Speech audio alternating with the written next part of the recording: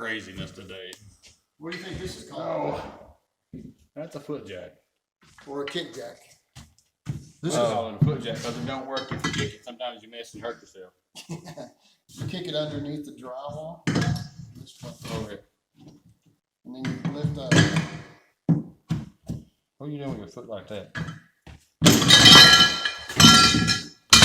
And that's why you call a kick jack. He's kicking it all around. Put it underneath that. Put that foot under like that, and you. Now, why do you need that? Usually you start from the ceiling. You hang your ceiling first. And then you hang the next sheet There's a half-inch gap between sheetrock. And then you jack it up. You don't want that sheetrock on the floor. You have 2.5 inches of trim that can cover any kind of gap you have there. So you just close it up. Made easy. That's what that tool does. They have the ones now that are shorter by about that much. I throw them in the lake too with that dadgum banjo. He says they're anchors. But this was an older style kick jack that still have. I have a couple of them. The one he's talking about is about this wide. They don't set up very good.